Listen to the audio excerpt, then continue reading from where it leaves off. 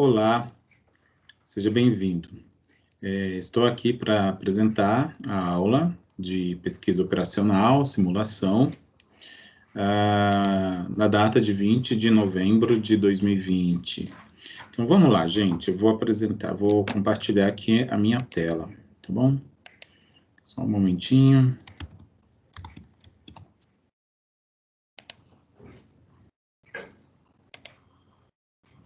Pronto.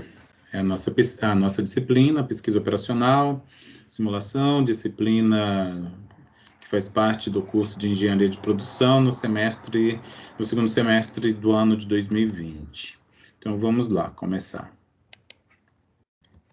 Bem, o que nós já vimos até aqui, né, da disciplina.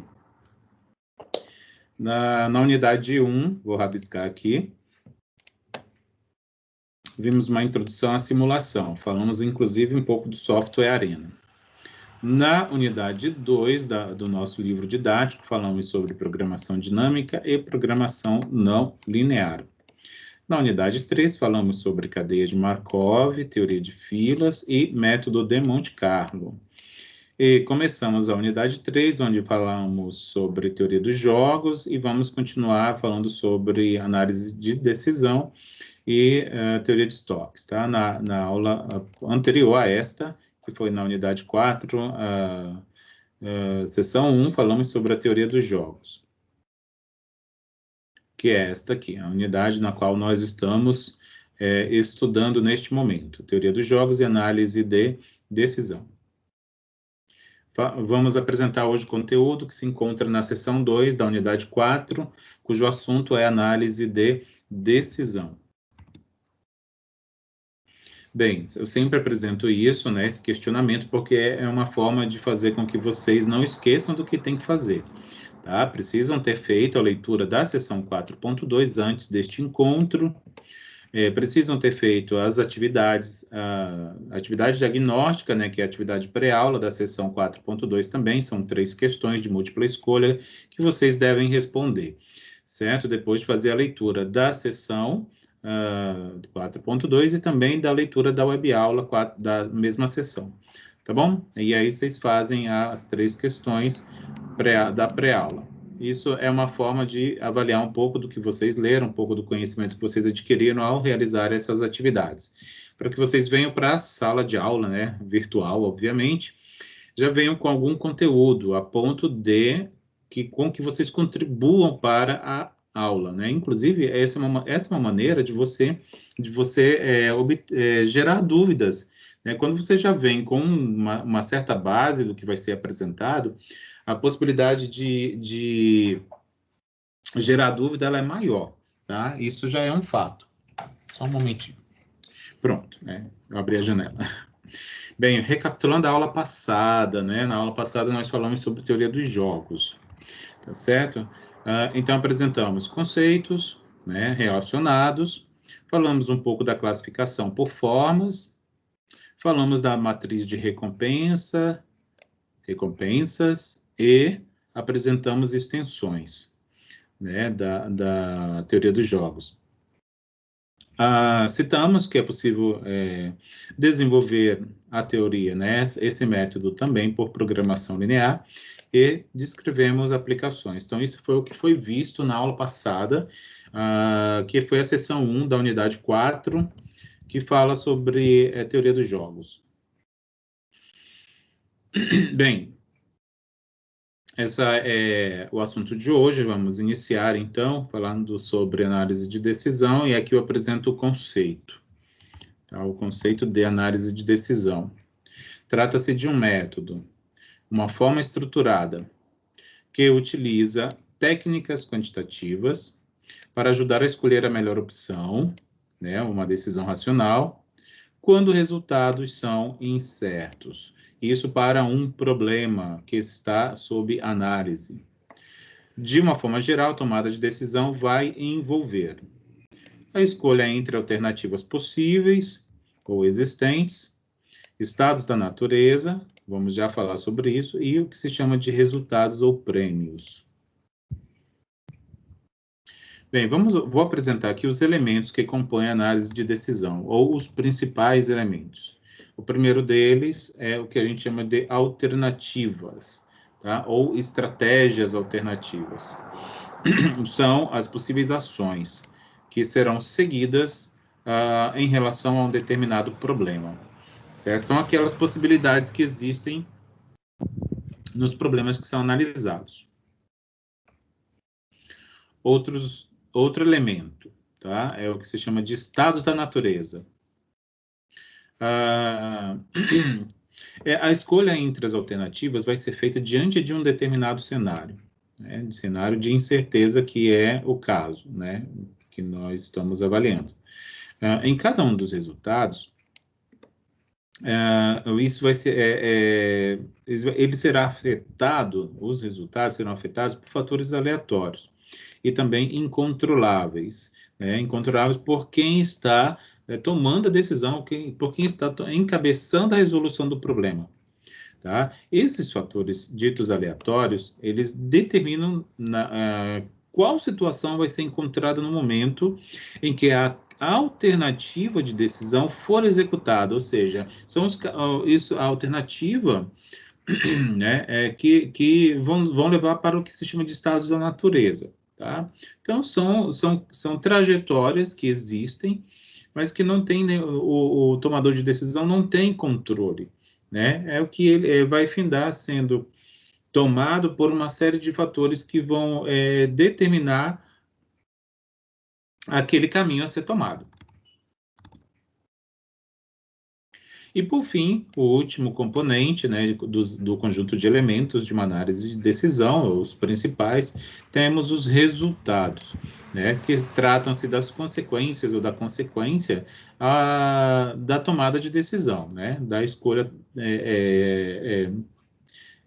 preterida, né, preterida não, escolhida, tá, para uma dada alternativa. Quando ocorrer um determinado estado da natureza. Então, isso vai depender disso, né? Tem uma certa condicionalidade. Para o desenvolvimento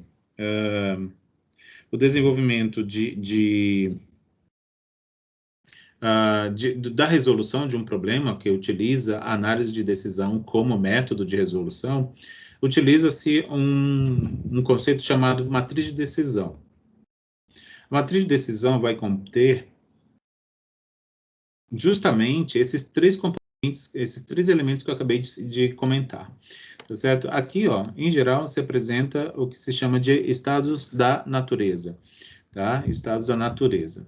As alternativas, elas vão aparecer aqui na primeira coluna, tá? Na primeira coluna, em onde cada linha representa uma alternativa a ser selecionada na análise de decisão. Então, e os resultados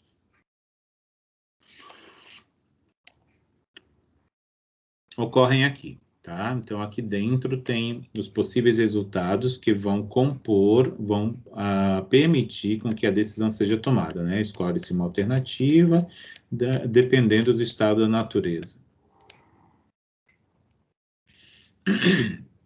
Um conceito associado a isso tudo, obviamente, se a gente está falando de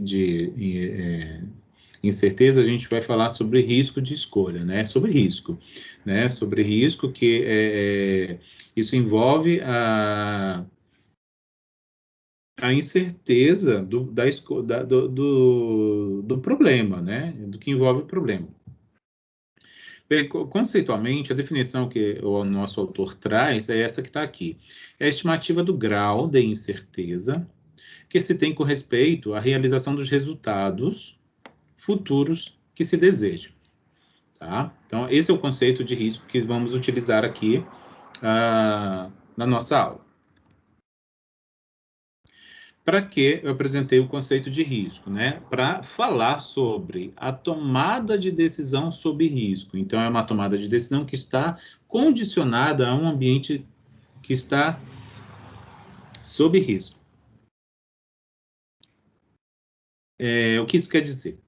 Não se conhece exatamente o estado da natureza que irá ocorrer, né? Porque isso aí, ó, o estado da natureza é um dos elementos da análise de decisão na qual o tomador de decisão não tem qualquer controle, tá? Então, ele vai acontecer, e aí, a depender de qual estado da natureza ocorrerá, uma alternativa ou outra será escolhida, tá? Com certa chance de ocorrência do estado da natureza. Mas é possível associar, né, a cada natureza, ou estado da natureza, tá bom? Depois eu corrijo isso aqui, tá? Porque a gente está falando disso aqui, ó, o estado da natureza, tá? A cada estado da natureza, uma probabilidade de ocorrência, como eu afirmei. A probabilidade de ocorrência, ela pode ser atribuída de forma objetiva, por conhecimentos históricos, né? Tem informações, dados históricos armazenados, dados do passado. Posso fazer uso de controles internos, né, da empresa, da indústria, da organização como um todo. E todos os dados que podem ser transformados em informações, ou seja, todo recurso que possa auxiliar, tá bom? Ou então de forma subjetiva. A forma subjetiva aqui é a experiência daquele que está desenvolvendo, resolvendo a situação, né? Então, como não se faz uso de metodologia, né? É isso que se chama de análise subjetiva, né? Quando se usa a experiência, né? Ou como se fala também, o empirismo, né? A prática empírica, né? É a prática, é o empírico da coisa. Bem, a tomada de decisão sobre risco, ela utiliza um cálculo matemático chamado valor esperado da alternativa, que tem essa sigla aqui, VEA, tá? Isso que vai determinar qual alternativa será escolhida. A partir das probabilidades associadas, obviamente com o uso das probabilidades associadas de cada estado da natureza, tá? Bem, olha só, cada alternativa ela será analisada de acordo com a probabilidade de ocorrência, como eu já afirmei, né, do estado da natureza e do resultado esperado, porque a gente também faz uso da informação do resultado. Vamos a um exemplo. Uma empresa deve escolher entre fabricar um determinado componente ou terceirizar a fabricação. As alternativas são fabricar ou terceirizar o componente, né? Então, isso aqui está até repetido, né? Isso aqui pode sair. Então, antes de eu passar para vocês, eu retiro isso. A fabricação do componente envolve investimento para aumentar a capacidade de produção. Portanto, se a demanda for baixa, a capacidade ociosa causará um custo elevado de manutenção das instalações. Houve um levantamento entre os dados e conseguiu-se estimar a probabilidade para cada situação e os lucros gerados em milhares de reais, segundo cada demanda, como está ilustrado na tabela 4.15, que foi extraída do livro texto, tá bom? Então, essa tabela 4.15 é uma tabela que está no nosso livro didático, que está replicada aqui. Então, está aqui a tabela que ele chama é justamente a matriz de decisão, que eu acabei de mostrar para vocês, que tem os elementos, né? Tem os elementos de uma análise de decisão, os estados da natureza, as alternativas, e aqui temos os resultados, tá bom? Então, veja só, a gente vai tomar por base o cálculo do VEA, tá bom? Do valor esperado da alternativa. Então, a gente, a depender do número de alternativas que o problema possuir, vai ser o número de VEAs que a gente vai calcular. No caso, a gente tem duas alternativas aqui neste problema, então a gente vai fazer dois cálculos para a VEA, uma para cada alternativa. Terceirizar e fabricar, né? Obviamente, isso aqui trata-se de lucro, né? Que ele mostra aqui, voltei um pouquinho, ó, os lucros gerados, tá? Então, obviamente que quanto maior o valor, melhor, né? Nesse caso, tá? O valor esperado. Então, vejam só, como é que está sendo escrito isso? Vejam só, são os valores dos resultados multiplicados pelas respectivas probabilidades que estão apresentadas aqui em percentual, mas a gente não pode escrever isso assim, ó. Veja, por exemplo, aqui, ó, o 45% está escrito como 0,45, que é a maneira correta de representar uma probabilidade, né, ó. 30 aqui, ó, que veio daqui, vezes 0,35, tá? Veio daqui, ó, 0,35. E 150, que está aqui, ó, vezes 0,20. Fazendo essa conta aqui, a gente chega em 47,25, né? Como está em unidades de milhares, é R$1.000, tá? Aí vamos fazer o cálculo do VEA para a outra alternativa, que é a fabricação dos componentes. Está aqui o 40 mil, vezes a probabilidade desse estado da natureza, que é 0,45. Agora, 25 mil vezes a probabilidade 0,35, da onde? Daqui, ó, daqui, ó. E 200 vezes a probabilidade 0,20. Cuidado, lembrem sempre, não pode colocar aqui em percentual, porque em percentual não é probabilidade. Tem que sempre escrever na forma decimal, tá bom? Sempre na forma decimal. Fazendo esse cálculo, chega-se a este resultado, R$30,75 mil. Tá bom? Então, qual o maior valor? Se a gente está procurando lucro, a gente busca o maior deles. Então, é este primeiro, relacionado à terceirização. Então, segundo os resultados, conforme utilizado o VEA, ele nos afirma que terceirizar vai trazer maior lucro para a situação. Tá bom? Vamos a um segundo exemplo? Uma empresa deseja expandir suas operações e, para tanto, pretende exportar parte da sua produção. A direção trabalha com 3 possibilidades no exterior: abrir um escritório, utilizar uma comercial distribuidora. Comercial distribuidora, ele explica o que é. São empresas que atuam na importação e exportação, comprando ou vendendo produtos para empresas que não têm infraestrutura para comércio exterior. E terceira alternativa é contratar representantes autônomos locais. Então, temos 3 alternativas aqui no problema para escolher.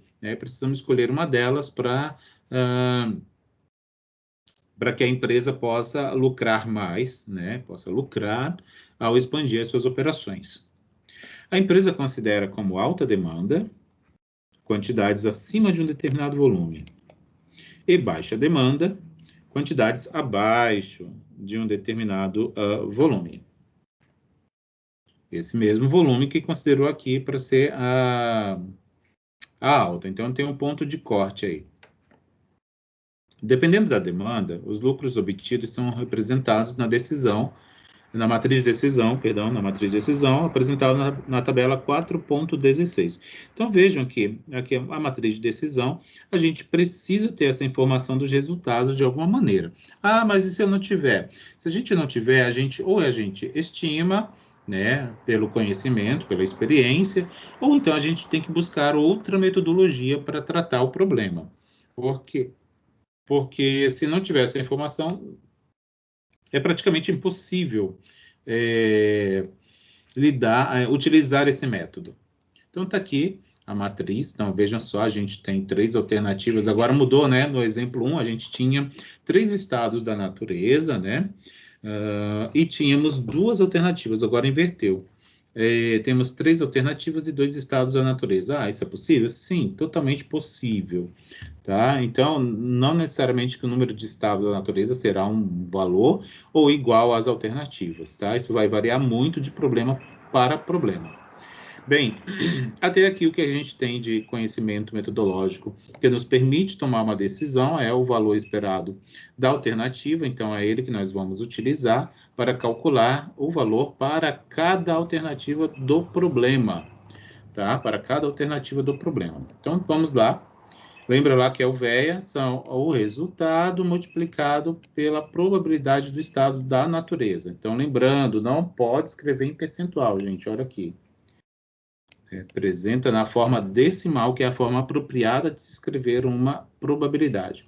Então, é 200 vezes 0,35 mais, ó, que para a alternativa distribuidor, tá? Para a alternativa distribuidor. 70 vezes 0,65. Tá aqui, ó, 70 vezes 0,65. Então, faz esse produto, depois soma, chega nesse resultado aqui, 115,50. Vamos calcular o valor esperado de alternativa para a outra alternativa, que é o de abrir escritório. Então, vamos usar os valores que a linha nos fornece, né? 300 e menos 45. Percebe? Quando tiver um valor aqui negativo, isso representa uma perda, tá? Isso representa uma perda monetária. Então, tá vendo uma perda aqui quando tiver baixa demanda. Então, vamos lá. Não esqueçam de considerar este sinal, tá? Esse sinal precisa ser considerado no cálculo, olha ele aqui. Então, vamos aqui, 300 vezes 0,35, tá aqui. Menos 45 vezes 0,65. Isso resulta em 75,75. Temos que calcular agora a alternativa para os representantes, a última, né, do problema. Então, é 180 vezes 0,35, que está aqui, ó. 25 vezes 0,65, que está aqui. Soma isso e chega em 79,25. Então, veja bem, esses dados que estão aqui contidos como resultados, eles são lucros em milhares de reais. Obviamente, então, se é lucro, né, se fosse custo, a gente ia escolher o menor. Mas como é lucro, a gente escolhe o maior resultado. Então, o maior resultado ocorre aqui. Então, pelos resultados obtidos pelo valor esperado de alternativa, a escolha de um distribuidor é o que traria o melhor cenário para aquela empresa. Vamos falar um pouquinho da análise de sensibilidade, tá? Análise de sensibilidade para a regra de decisão, a tomada de decisão, né? Sob risco, que também é conhecida como regra de decisão de Bayes, tá? Eu esqueci de comentar isso, mas é também conhecida como regra de decisão de Bayes. Por isso, vamos continuar aqui no exemplo 2. Vamos considerar que esse negócio, ele é novo. Então, não se tem informações passadas ou históricas, tá? Sobre o negócio.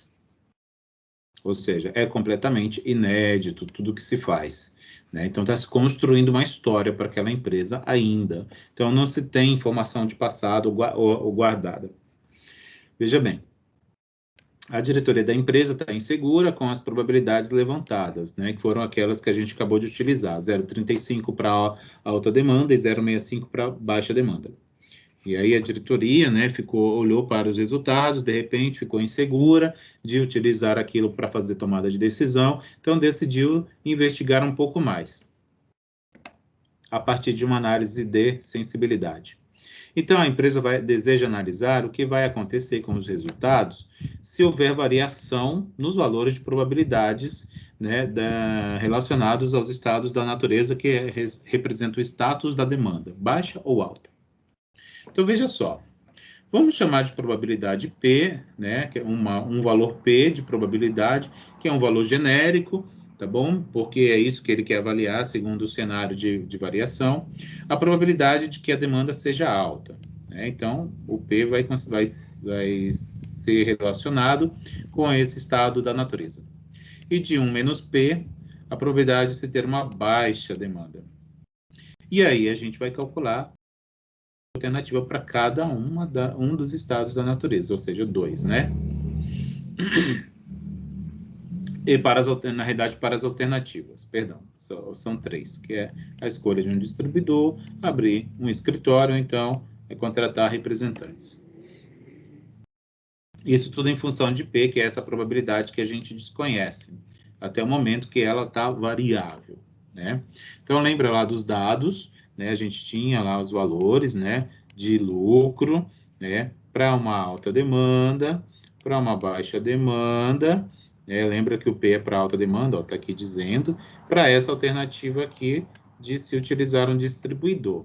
Então, a gente chega, né, se a gente faz essa operação, ó, 200 vezes P e 70 vezes 1 menos P, a gente chega nessa expressão matemática aqui, ó, numa função de P, né, 130P mais 70.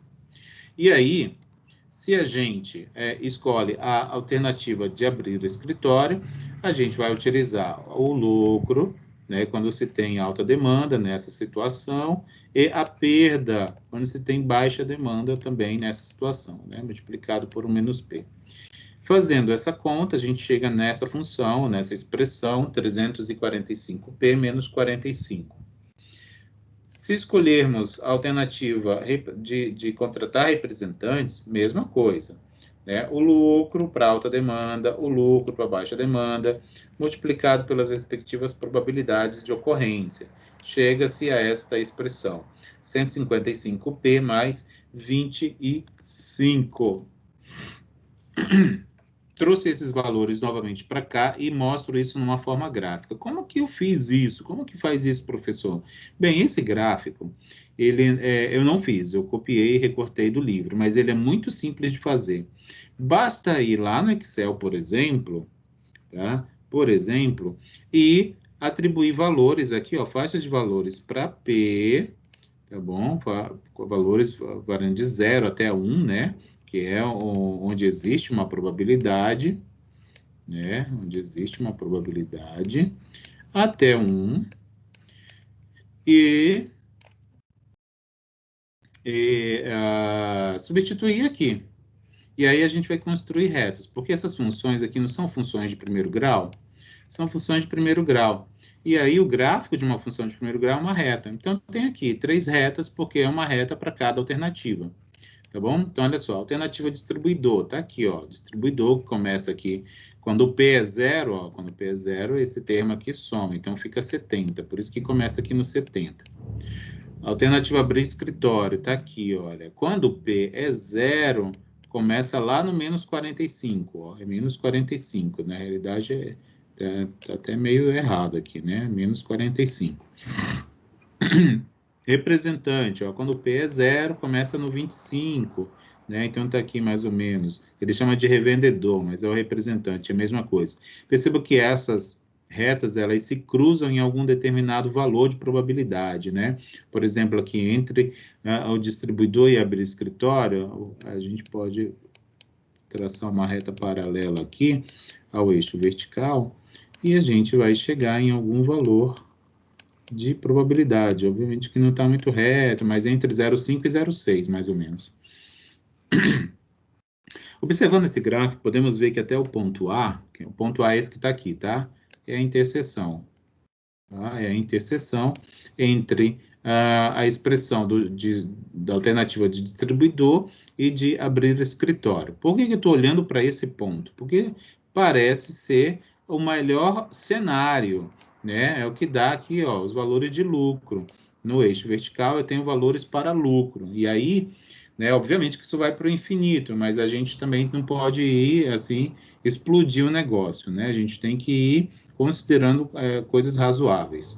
Vamos olhar aqui para esse ponto, né, onde há um cruzamento, né, para saber, para encontrar um valor para P, por exemplo, esse P que está aí, né, que aparentemente, né, lembra lá naquela primeira situação, no exemplo 1, onde depois de fazer a avaliação, chegava-se à conclusão que a escolha de ter distribuidor era a melhor alternativa. Então, né, graficamente, isso está correspondendo, olha só.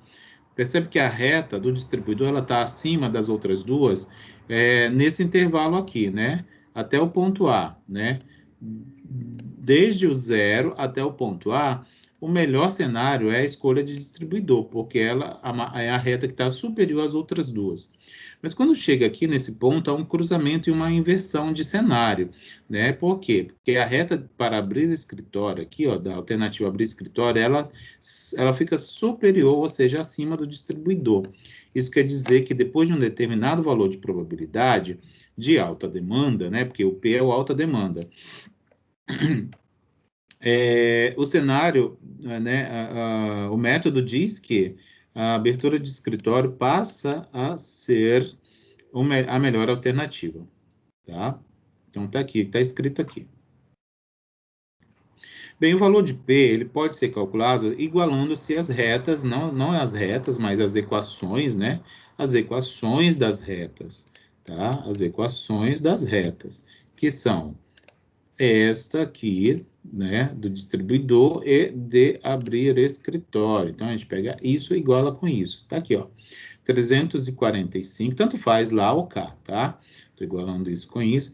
345P menos 45 igual a 130P igual a 70. Ia dar o mesmo resultado se eu tivesse feito primeiro. 170, desculpa, 130P mais 70 igual a 345P menos 45. Eu vou chegar no mesmo resultado que é este que está aqui. Então, a ordem aí não importa. Então, o que a gente faz aqui? A gente isola P. Foi o que eu fiz, isolei P. Tudo que tinha P, trouxe para um lado, tudo que é constante, eu mudei para o outro lado. É que nem uma equação de X, tá? Ah, só tem X, vamos isolar X, para achar o valor de X. Aqui é P. Só tem P, né? Uma incógnita, então é uma equação com uma incógnita. A gente vai, então, isolar P. E aí chega nesse resultado, 0,535. Então, esse ponto aqui, ó, de interseção entre a alternativa do distribuidor e de abrir o escritório é para um P igual a 0,535. Beleza, então achei o valor de P, que é a probabilidade de alta demanda, né, para esse problema aí. Concluímos, então, que o P é entre 0 e 535, né, a melhor alternativa é a escolha de um distribuidor. Então, daqui até lá no ponto A, né, é um ponto A exclusivo, né, então, ó, não inclui. Para um ponto P igual a 0,535 é indiferente. Posso escolher tanto o uso da alternativa de utilizar distribuidor ou de abrir escritório, né? Porque são iguais, são dois pontos, as retas têm a mesma coordenada, então tanto faz. Para um valor, na realidade aqui, ó, é 0,535, então precisa corrigir. Acima de 0,535, né? Até o menor ou igual a 1, a melhor alternativa muda, né? Passa a ser aquela de abertura de escritório, que é essa aqui, ó, que graficamente a reta fica acima de todas as outras. Certo? Então, é isso aí. Vamos falar agora um pouco sobre outro ponto, tá? Da análise de decisão, que é a tomada de decisão com experimentação, tá? Isso tudo que a gente fez até agora foi análise de decisão sem experimentação, apesar de a gente ter feito uma análise de sensibilidade, que de certa forma já passa a ser uma análise com experimentação, né? Em certo grau, mas agora a gente vai fazer uso de experimentação, ou seja, vai incluir algumas metodologias para se tomar a decisão a partir de uma análise de decisão. Então, vamos lá. Quando as probabilidades utilizadas são questionadas, inclusive foi o que aconteceu, por isso que a gente foi fazer uma análise de sensibilidade, tá certo? A gente faz uso de análise com experimentação. Quando as probabilidades são questionadas, precisam de experimentação. Testes adicionais, então, para melhorar essas estimativas, são realizados, né? Estimativas das probabilidades. Certo? E essas probabilidades que são inicialmente consideradas são as chamadas probabilidades a priori. Essas probabilidades que são melhoradas ou revisadas, tá bom? São consideradas, são chamadas de probabilidades a posteriori ou probabilidades revisadas. Opa, tem aqui um slide repetido, ó. Preciso apagá-lo, tá? Então, esse aqui a gente já viu, então ele vai ser desconsiderado. Bem, vamos para um exemplo, tá bom? Vamos para um exemplo. Então, vamos lá. É o exemplo 2 novamente. A empresa deseja expandir suas operações, né? Estou repetindo e vou ler novamente. E, para tanto, pretende exportar parte de sua produção. A direção trabalha com 3 possibilidades de expandir para o exterior, né? Abrir o escritório, utilizar uma distribuidora ou contratar representantes autônomos locais lá no exterior onde ela quer se instalar. A empresa considera como alta demanda quantidades acima de um determinado volume e baixa demanda quantidades abaixo desse determinado volume. Então, tem um ponto de corte aí que divide a demanda como alta ou baixa, né? E dependendo dessa demanda, né, que serão as alternativas, desculpa, não as alternativas, mas os estados da natureza, os lucros serão obtidos em determinado patamar, né? Mostrados aqui na tabela que eu estou replicando, né? Eu estou replicando, tá bom? Então, inicialmente, que essa tabela é a mesma que foi utilizada lá no exemplo 2, tá certo? Lembra que tinham essas probabilidades de 0,35 e 0,65 para alta demanda e baixa demanda, respectivamente, tá bom? Elas são chamadas, essas probabilidades aí, de probabilidades a priori, ou seja, são aquelas probabilidades consideradas inicialmente para a resolução do problema. Então, imaginemos que a empresa decidiu fazer uma pesquisa de mercado no país, né? Então, no país onde ela está instalada. Onde ela deseja atuar. Beleza, então vai fazer experimento, tá? Isso que é o experimento, uma experiência. Digamos ainda que a pesquisa mostrou um cenário favorável com um mercado em expansão, tá? Com um mercado em expansão. Beleza. Vamos guardar essa informação. A partir desse resultado, é de se esperar que a probabilidade de se ter uma alta demanda é maior do que 35%, né? A chance, na realidade, né? A chance.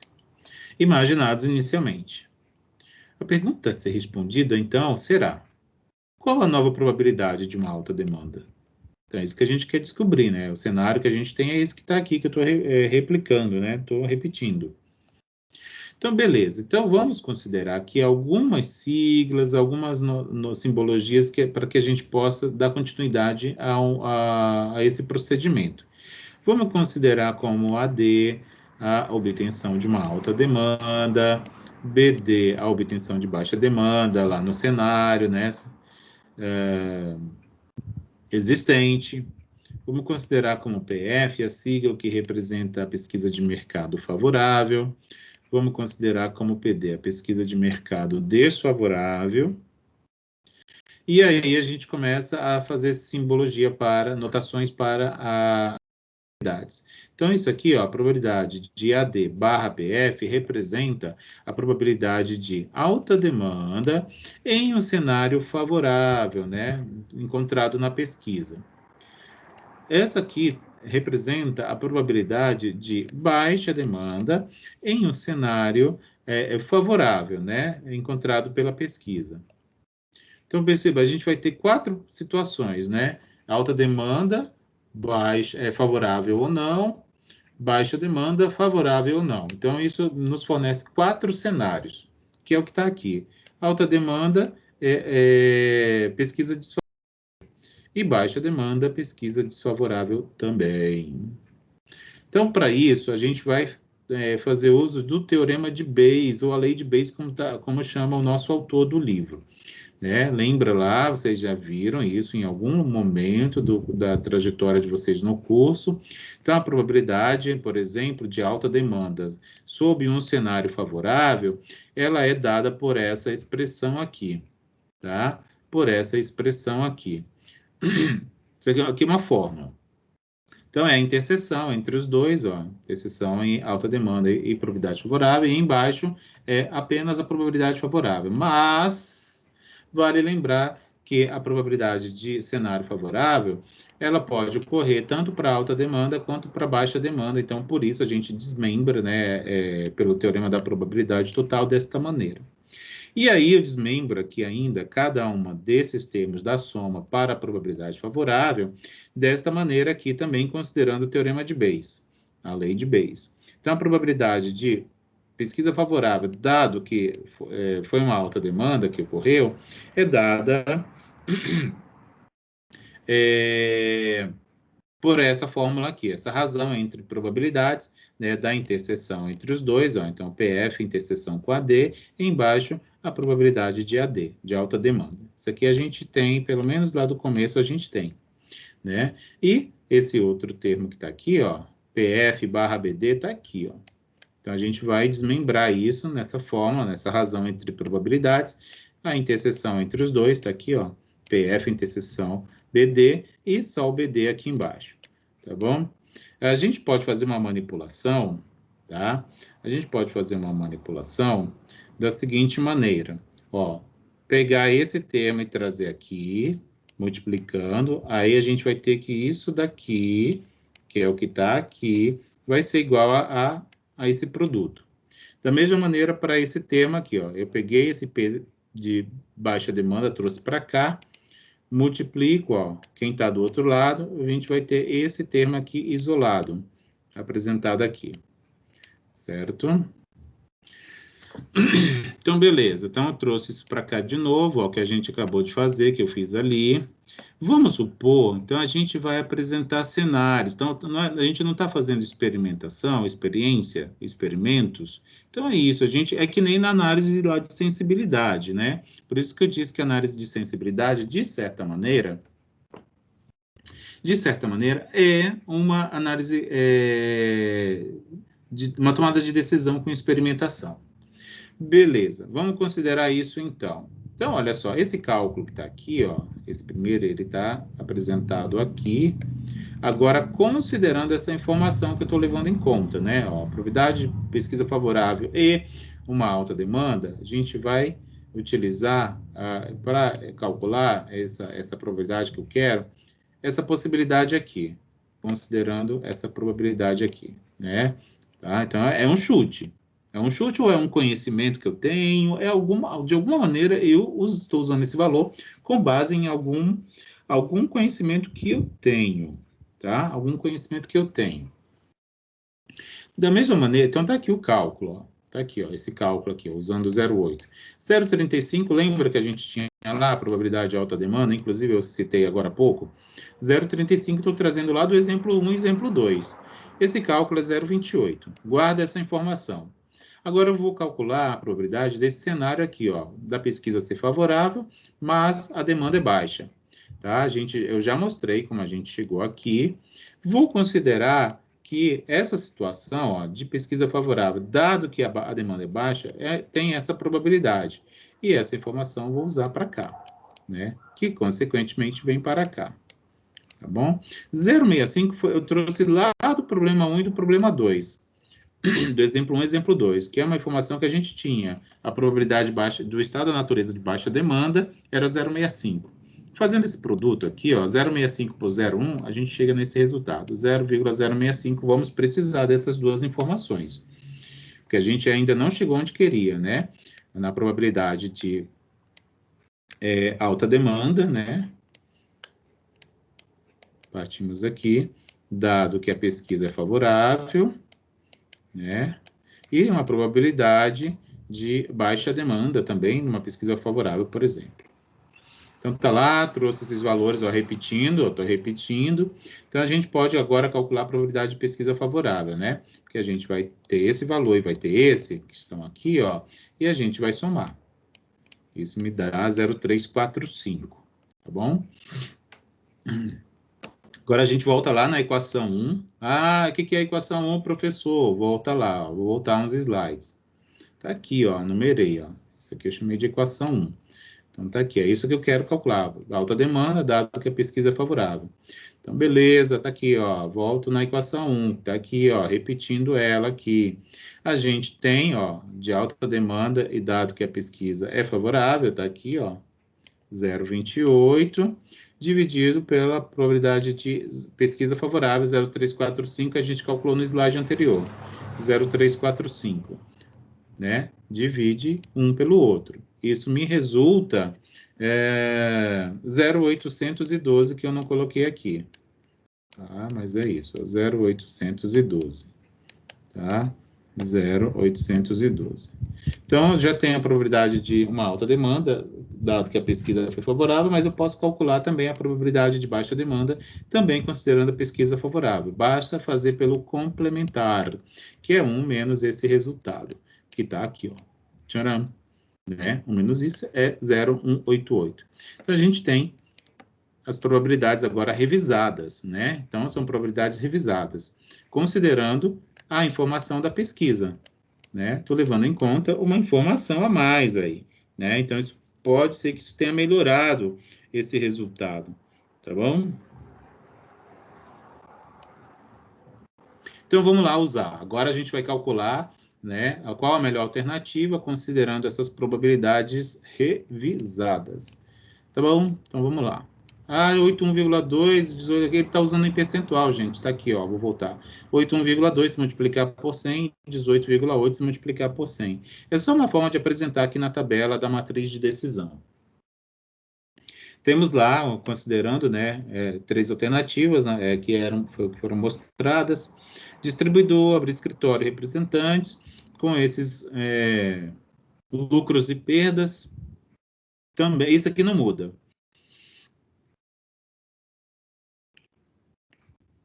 E aí a gente vai calcular os valores esperados das alternativas, tá? Tá aqui, ó, valores esperados das alternativas. Então, vamos lá, agora considerando. Lembra que isso sempre é em número, em formato decimal, porque é como se representa uma probabilidade de fato. Então, é 200 vezes 0,812 mais 70 vezes 0,188.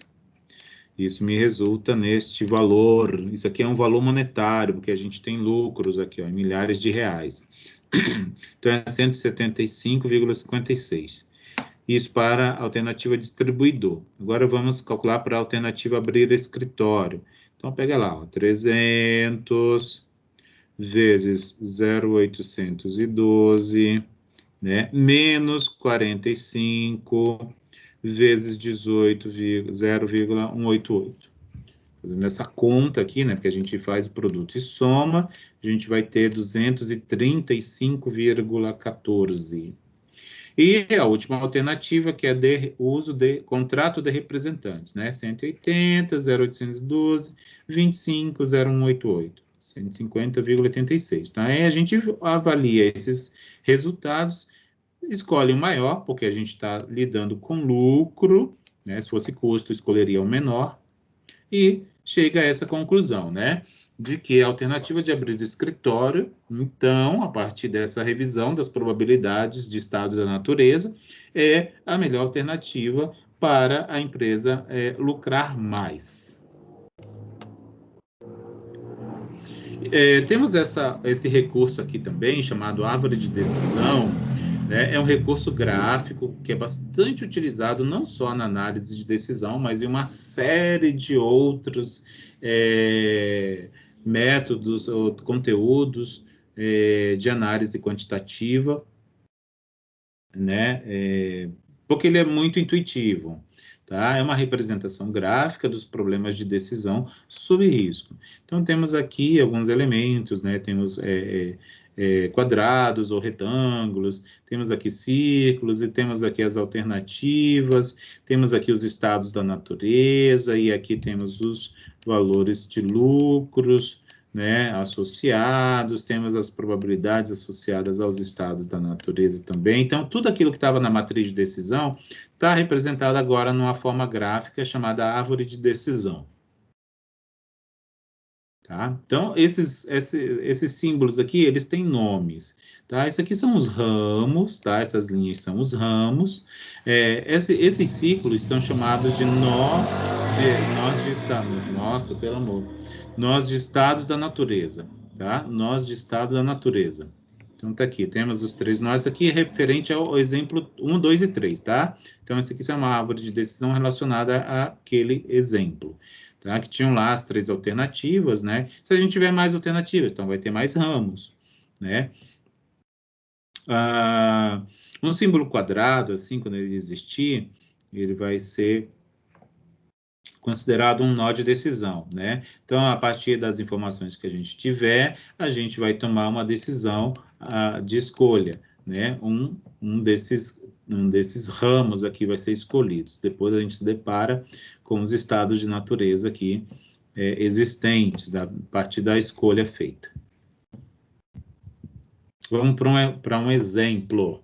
Considera a figura ao lado. Então, está aqui, ó, planta industrial, alta capacidade. Temos aqui um nó de decisão, segundo a nossa legenda, que ele está chamando de A. Temos 1 e 2, que são os estados de natureza. E temos aqui as decisões. Ó, planta industrial de alta capacidade, planta industrial de pequena capacidade. E decisão de nada a fazer. Então, aqui nem tem alternativa, né? Estado da natureza, porque se decidir vir por aqui, não vai encontrar cenários de estados da natureza. Tem lá também, ó, se tomar a decisão de planta, aqui é um problema de instalações, tá? Instalações industriais, tá? Se querendo ampliar os negócios, tá bom? E aí decide se fazer um estudo para saber se vale a pena aumentar a planta ou criar uma planta nova, ou de alta capacidade, ou uma de pequena capacidade, tá bom? E aí tem aqui os estados da natureza, considerando demanda favorável e desfavorável, com essas respectivas chances, né? 50%, 50%. E aqui alguns valores monetários.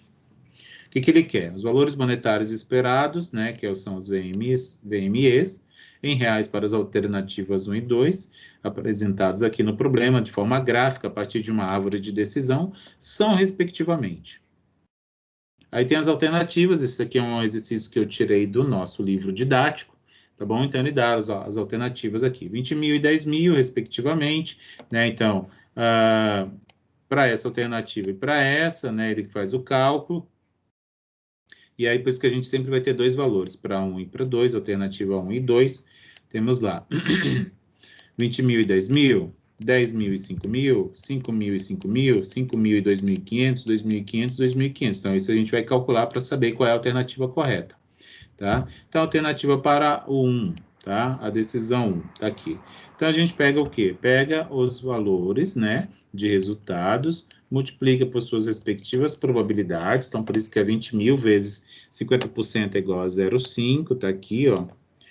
O outro, menos 15 mil, então tem uma perda quando tem demanda desfavorável, com essa probabilidade de 0,5, então mais menos 15 mil vezes 0,5. Isso me resulta em 2.500. Então, temos lá o VME, o valor monetário esperado para a alternativa 1, se for escolhido uma planta, né, no planejamento de aumento de capacidade, né, de uma indústria, por exemplo, né, se escolher uma planta de alta capacidade, vai ter esse VME aqui para um determinado período. A segunda alternativa utiliza-se as mesmas informações, as informações aqui da árvore de decisão, 10 mil vezes 0,5, tá aqui, ó, 10 mil vezes 0,5. Aqui também tem uma perda quando tem demanda desfavorável, que é de menos 5 mil, que está aqui, multiplicado pela respectiva probabilidade desse estado da natureza, que é 0,5. Então, essa conta resulta em 2.500. Então, alternativa 1 com um VME de 2.500, alternativa 2 com VME também de 2.500. Portanto, a alternativa correta é a letra E. Letra E, tá bom? Vamos continuar aqui. Exemplo 5. Vamos para um outro exemplo que eu também retirei do nosso livro didático. Tá certo? Então, olha lá. Uma companhia manufatureira de roupas precisou tornar as seguintes... Gente, só um pouquinho. Só um pouquinho.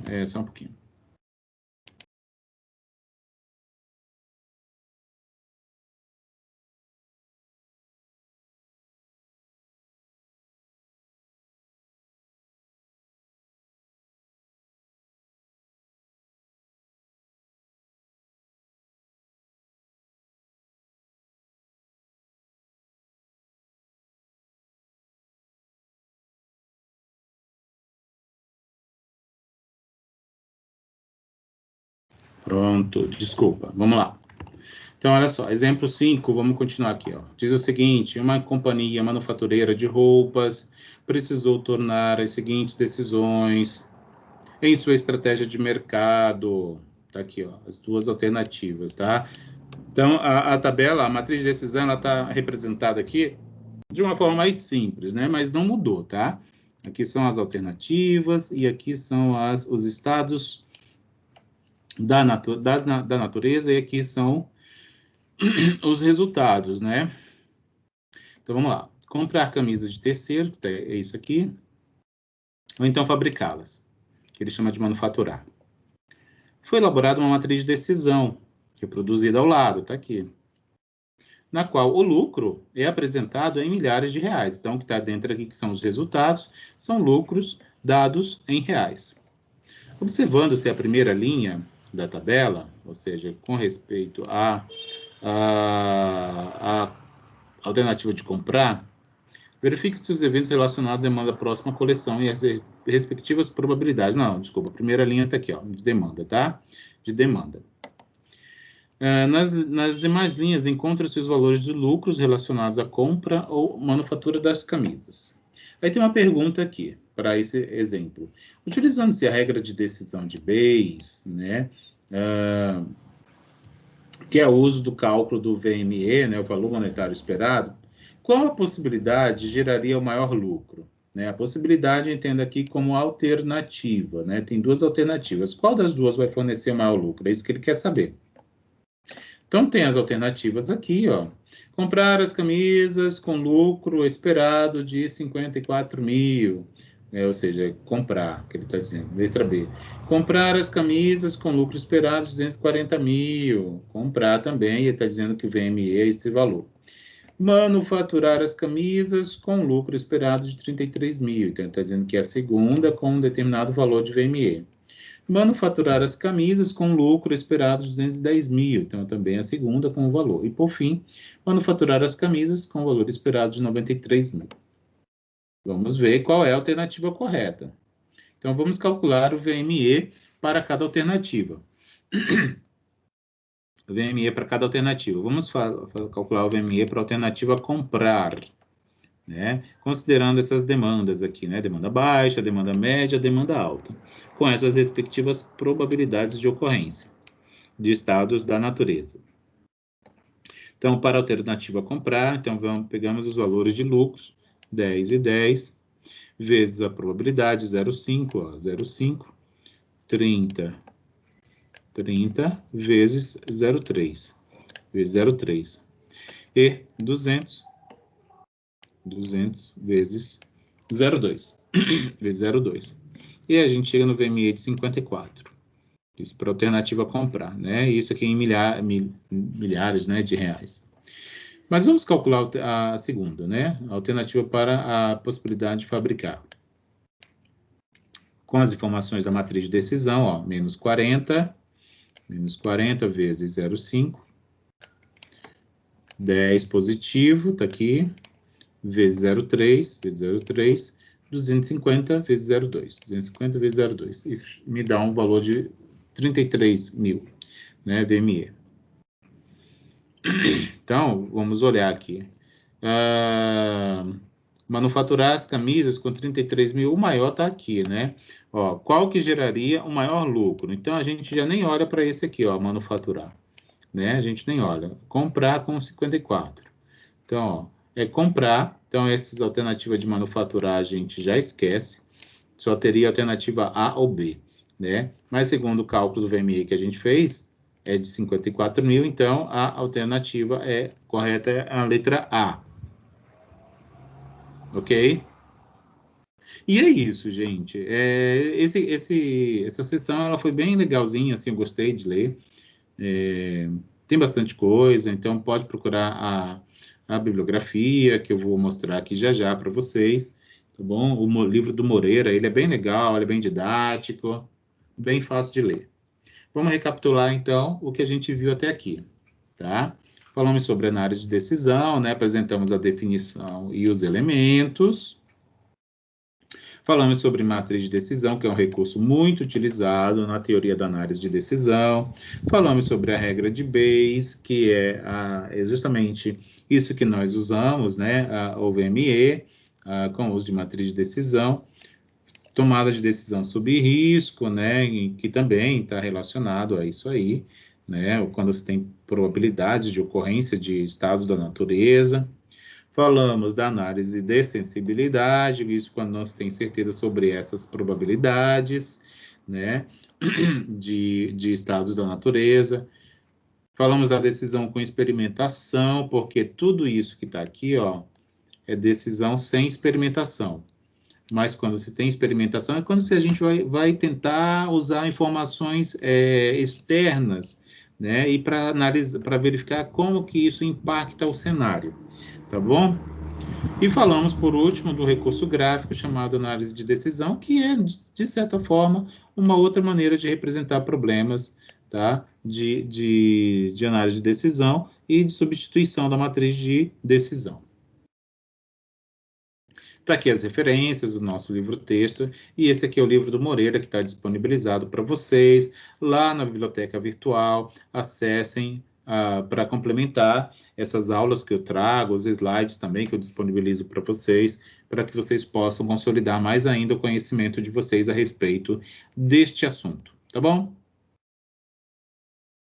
Agora, você já pode fazer a atividade de aprendizagem, que são 3 questões de múltipla escolha, que é o pós-aula, desta sessão que eu acabei de apresentar, que é o pós-aula.